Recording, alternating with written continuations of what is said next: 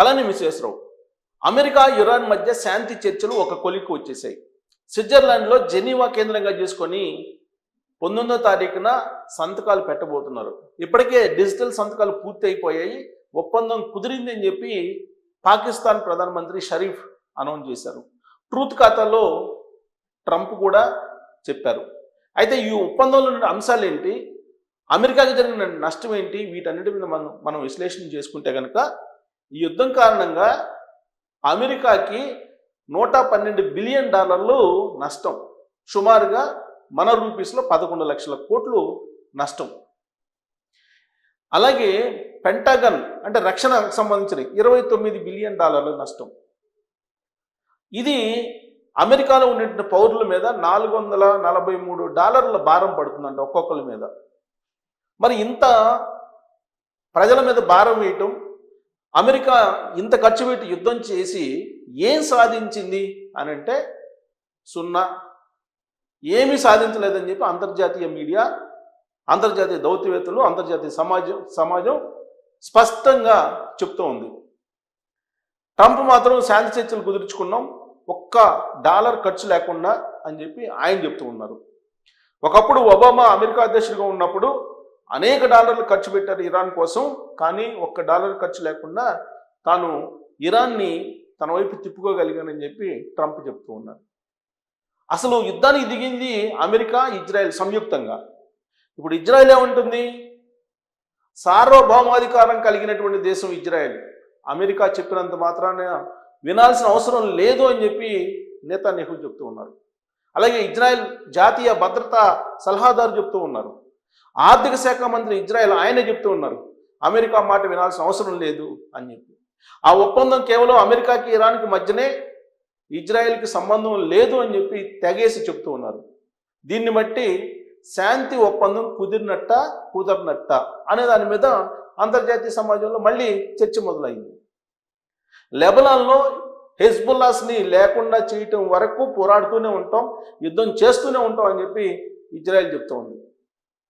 Trump ఆ విషయంలో నెతన్యాహుకు phone చేసి యుద్ధాన్ని ముగించండి, శాంతి చర్చలు ఫలప్రదమయ్యాయని చెప్పి ఫోన్ చేస్తే ఆ ఒప్పందం మీ వరకే, మాకు కాదని చెప్పి తెగేసి చెప్పారు ఇజ్రాయెల్ ప్రధానమంత్రి అని చెప్పి అంతర్జాతీయ మీడియాలో వస్తూ ఉంది.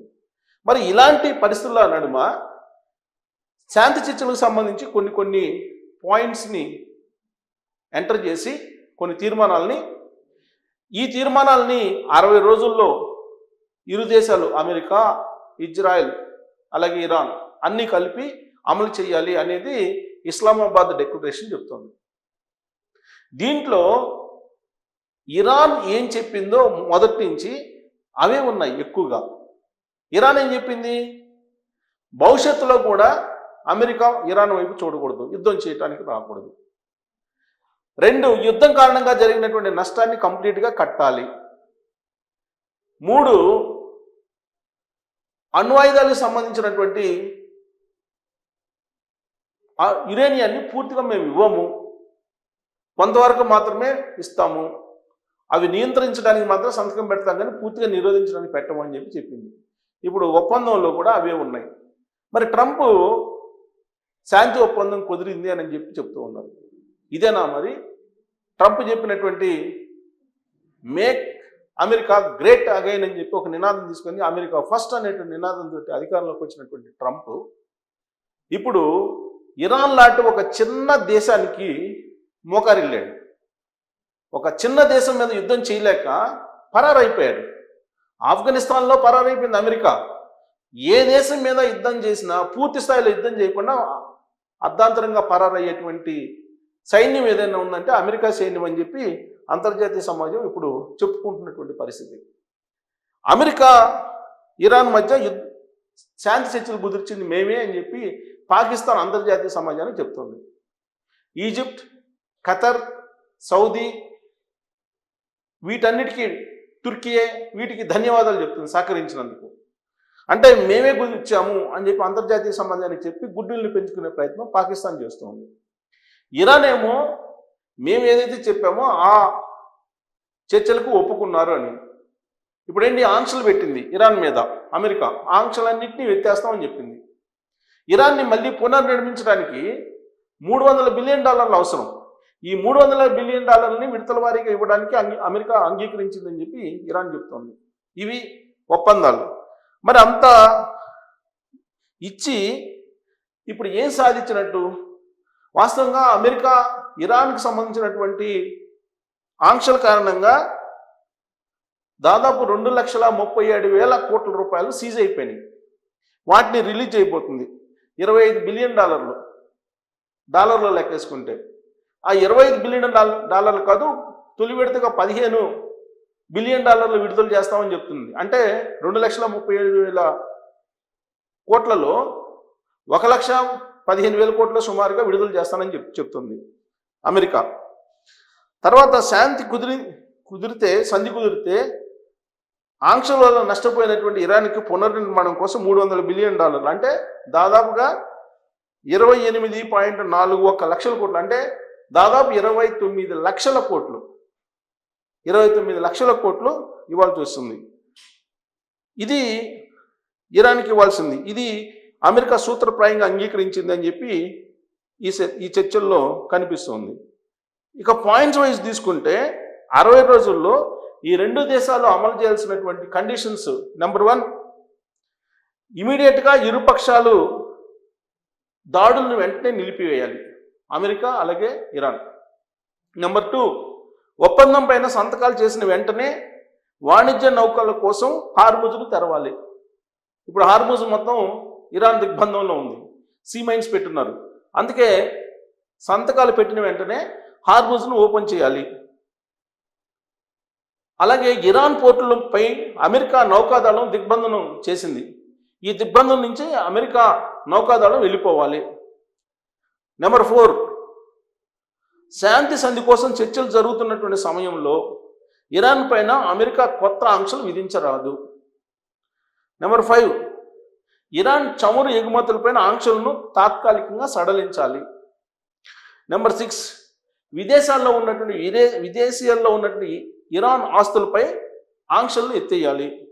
నెంబర్ 7, 60 రోజుల్లో శాశ్వత శాంతి సంధి కోసం చర్చలు జరపాలి. 60 రోజుల టైంలో శాంతి కోసం చర్చలు జరపాలి, శాశ్వత శాంతి కోసం. నెంబర్ 8, ఇంపార్టెంట్ ఇది, అణు ఆయుధాలను సమకూర్చుకోనన్న మాటకు ఇరాన్ కట్టుబడి ఉండాలి. నెంబర్ 9, ఇరాన్ యురేనియం శుద్ధిని నిలిపివేయాలి. నెంబర్ 10, అణు కార్యక్రమం విస్తరణను నిలిపివేయాలి. నెంబర్ 11, ఇరాన్ వద్ద ఉన్న శుద్ధి చేసిన యురేనియంపై చర్చలు కొనసాగించాలి. నెంబర్ 12, పశ్చిమాసియాలో సైనిక మోహరింపును తగ్గించాలి. నెంబర్ 13, ఇరాన్ ఆర్థిక పునర్నిర్మాణ అంశాలపై చర్చలు జరగాలి. లాస్ట్ 14ది, తుది సమగ్ర శాంతి ఒప్పందం కోసం చర్చలు జరపాలి. ఇది ఈ 14 అంశాలు. ఈ 14 అంశాలని 60 రోజుల లోపల ఇంప్లిమెంట్ చేయగలిగితే శాశ్వత ఒప్పందం కుదురుతుంది, యుద్ధం ఉండదు ఇక భవిష్యత్తులో కూడా. మరి ఈ 60 రోజుల్లో ప్రొబేషనరీ పీరియడ్ అంటారు కదా, అలాంటిది 60 రోజుల్లో ఇటు అమెరికా కానీ ఇటు ఇరాన్ కానీ గట్టు తప్పకూడదు. ఇజ్రాయెల్ మాత్రం మేము గట్టు తప్పుతాం, ఆ ఒప్పందానికి మాకు సంబంధం లేదు అని అంటుంది. అలాగే ఇంకొక ట్విస్టింగ్ పాయింట్ ఏంటంటే, హార్ముజ్ జలసంధి నుంచి ఈ 60 రోజుల పాటు మాత్రమే స్వేచ్ఛా వాణిజ్యం ఉంటుంది. ఆ తర్వాత ఒమెన్ అలాగే ఇరాన్ ఈ రెండు కలిసి వాణిజ్య నౌకల మీద రుసుములు వసూలు చేస్తుంది అని చెప్పి ఇరాన్ చెప్తుంది. అమెరికా ఏం చెప్తుంది? అమెరికా అధ్యక్షుడు ట్రంప్ ట్రూత్ ఖాతాలో అసలు ఎలాంటి రుసుములు లేకుండా స్వేచ్ఛా వాణిజ్యం జరుగుతుంది. అక్కడ ఓడలకు వాణిజ్య నౌకలకు ఎవరు రుసుములు కట్టాల్సిన అవసరం లేదని చెప్పి అమెరికా చెప్తుంది. బట్ ఇరాన్ అది కుదరదు, 60 రోజుల పాటు మాత్రమే అని చెప్పి చెప్తుంది. దీనికి క్లారిటీ రావాల్సింది. సో మొత్తం మీద ఒప్పందం అయితే కుదిరింది, శాంతి ఒప్పందం అని చెప్పి అంతర్జాతీయ సమాజం అంతా కూడా అప్రిషియేట్ చేస్తుంది అమెరికాని. దీని కారణంగా అమెరికా సాధించింది ఏంటంటే 0. క్షవరం అయితే కానీ వివరం తెలియదని చెప్పి ఒక సామెత ఉంది పెద్దలది. అట్టా ఇప్పుడు $112 బిలియన్ ఖర్చు చేసుకున్న తర్వాత దాదాపు ఒక 12 నుంచి 13 లక్షల కోట్ల రూపాయలు మన రూపీస్లో తీసుకుంటే అంత నష్టపోతే కానీ అమెరికాకి ఇరాన్ యొక్క బలం ఏంటనేది తెలియలా. దీంతో తోక ముడిసింది గెలవలేక. మరి సాధించింది ఏంటంటే జీరో. ఇప్పుడు ఇజ్రాయెల్ ఏమో మేము యుద్ధం చేస్తాం ఇరాన్ మీద అంటుంది. మరి ఇది ఎటువైపు దారితీసే అవకాశం ఉంది అనే దాని మీద మీరు కామెంట్ చేయొచ్చు. Thank you.